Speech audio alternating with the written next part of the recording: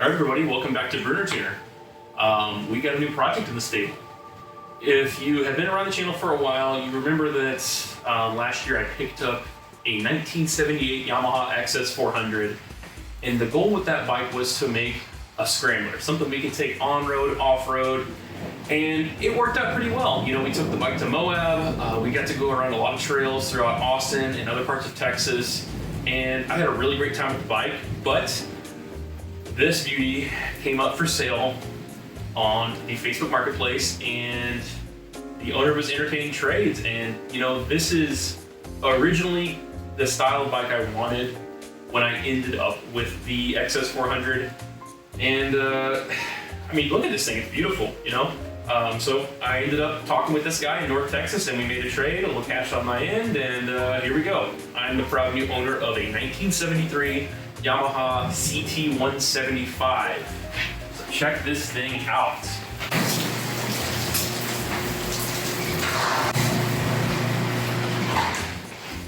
All right, sorry about the weather, guys. It is a beautiful thunderstormy day here in Texas. Well, let's go over this bike and check out what exactly we got ourselves into. So this bike is a 175cc two-stroke, that's right, two-stroke, Yamaha CT175. This bike originally came with about 14 horsepower, top speed of around 65 or so, but I didn't get this bike or the XS400 to have a speed demon. This is strictly just something I can take around town, hop on a trail if I want to, and really have a great time just commuting back and forth around town. So the owner said that this bike was running. He gave me a lot of paperwork with it showing the top end was rebuilt. The previous owner had gone through a lot with this thing, spent quite a bit of money, and really kept it up in pretty nice shape. It is not running currently. The previous owner that I bought it from said they could not get it to start. They had it running for a little bit, and then out of the blue it just stopped running. So we're going to take a look at some very basic things that we can do to identify what the problem might be and see if we can get it started today. So I wanted to give you guys a close-up look at this bike. This thing is pretty sweet. So it's all pretty much original besides these rear shocks. I think these are just some eBay joints, really not too sure. I might try to find a factory setup. I had these on a bike about 8 or 9 years ago, and I wasn't a big fan of them, so I'll probably end up swapping those out. But check out this exhaust. This thing is super cool. It has this built-in heat shield with the nice 175 lettering. I mean, this is just proper old school. Check it out. Looking very, very nice. This engine is in immaculate condition. Still has the oil injection system in place. It's got some nice big muddy tires on here. Not really even sure what these are. Golden Boy. Golden Boy SR 244. I think I came across these when I was looking at tires for my XS400. Well, first thing I want to do anytime I have a two-stroke is 1, make sure it turns over. 2, make sure we have good compression. If we have good compression, then we can check for spark. And if it still doesn't run, then we're probably looking at, you know, carburetor's dirty, something like that. These are pretty simple to get running. So let's go ahead. I'm going to check the compression, check for spark. And if that's all good, we'll see if we can get this thing a spray of some fogging oil or something and see if we can get it to bark off. And if that's all good, then I bet we can clean up that carb and have a runner today. Something interesting, this bike actually has 2 spark plugs. Only 1 coil, but 2 plugs. I did a little digging online, and it seems that one of 2 things is true. Either it had at some point a decompression lever for kicking it over. You know, you could open that lever up, release compression, and get this thing to kick over up to top dead center pretty easily. Or it had a normal plug for street riding and a little bit of a hotter plug for trail riding. I'm not really sure what the benefit there would be. I mean, yeah, I don't know, guys. I downloaded the manual, so we're gonna take a look through that and see what it really says about these 2 spark plugs. But let's go ahead and pop one of these out, check on compression, and as long as we're somewhere between 110, 150, somewhere around there, we should have a good chance of getting this bike running.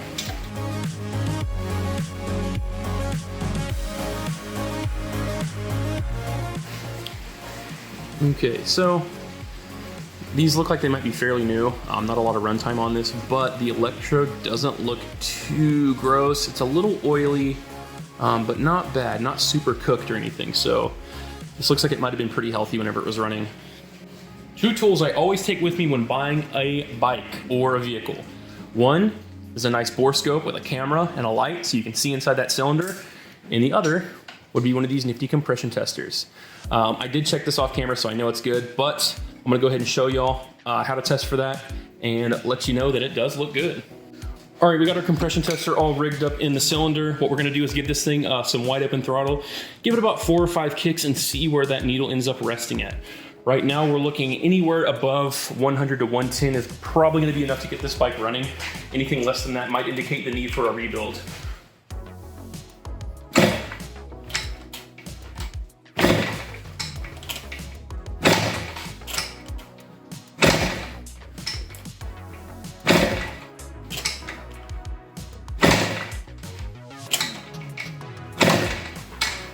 So I don't know if we're getting much higher than that, but that is right at about 130, 135.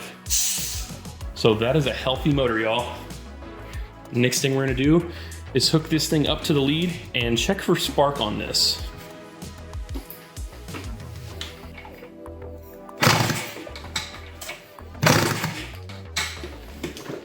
Okay, so it looks like we got some really good spark on this thing. So what we're gonna do is go into the front of this carb, hit it with some fogging oil, and see if it barks off for us. I mean, good compression, good spark. Really all it needs to run is fuel, so let's go ahead and do that. I'm gonna set y'all up back here behind the bike so you can hear this thing kick off. This is the stuff I like to use, Sta-Bil fogging oil. I use this on my jet skis and other two-strokes. It's got some lubrication properties, and it's good to deal with like corrosion and stuff like that. So give this thing a couple sprays in the intake manifold, give it a kick and see what happens. I'm gonna crack this throttle open so I can have access to the ports. All right, let's see what happens. Well, there you go. Looks like it's already wanting to kick over.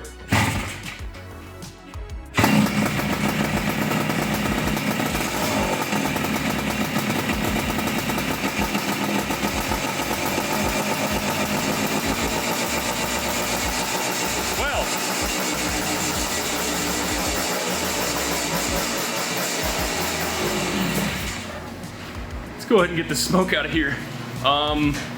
Wasn't expecting that, so this thing actually started up and idled for a second. So it's definitely a good engine, definitely gonna be a runner. I think we're just gonna have to take off that carb and give it a good cleaning and then see what this thing rides like. This thing's awesome, man. Needle doesn't look too bad. Very small amount of grime and stuff on it. Came out pretty easy, so I think this thing is already pretty clean. It's probably just got some gunk in the jets. They said this tank did have some rust in it, so I wouldn't be surprised if that happened.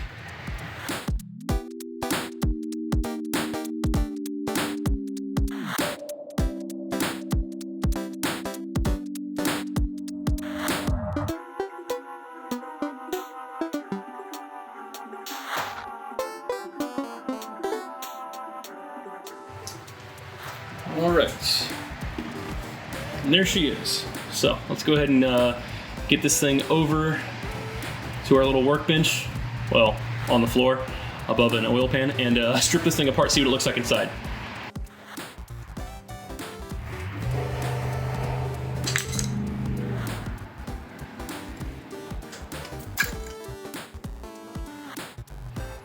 Okay. So, doesn't look too bad in here.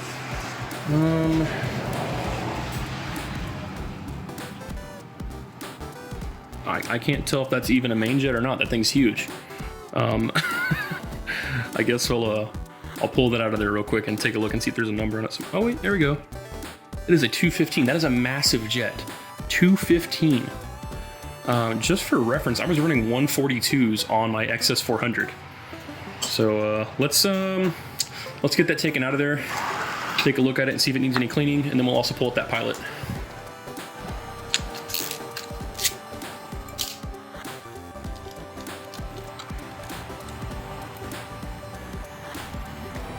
So that is the whole jet right there.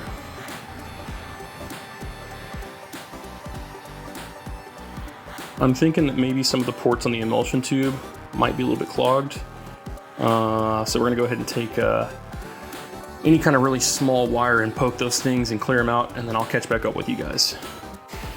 Next one we're gonna pull out is this small little pilot jet right here.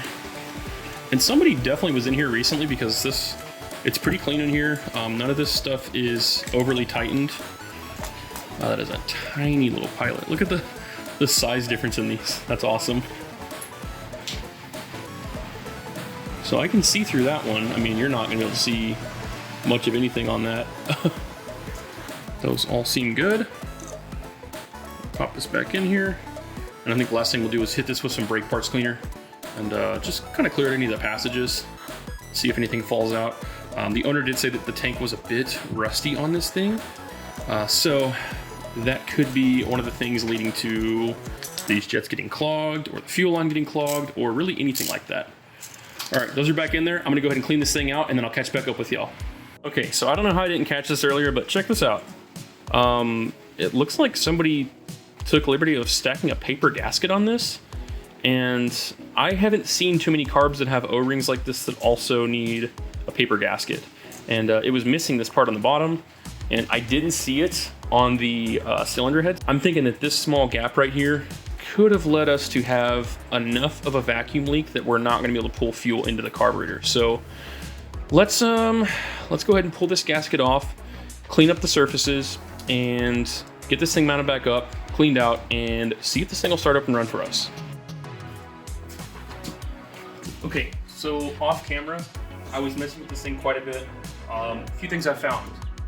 The idle adjustment and the air fuel screws were way out of whack. That's my main guess as to what was going on. I went through, cleaned everything out. The carb looked spectacular. So I think with making those air adjustments, and then I threw back on the air filter, fingers crossed this thing actually starts back up. So let's try that right now.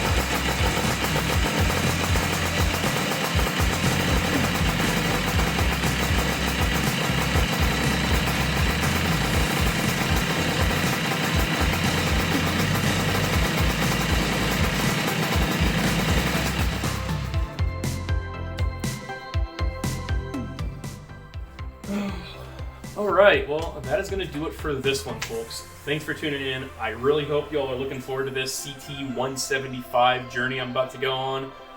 The bike started up, ran pretty good. Died shortly thereafter, probably from a lack of fuel, but I mean, it was idling, revving up fine. It engages the gears.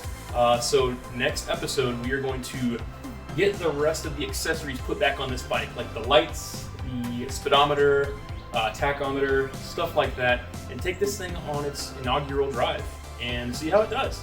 So stay tuned for that, and we'll catch you guys on the next one. Peace.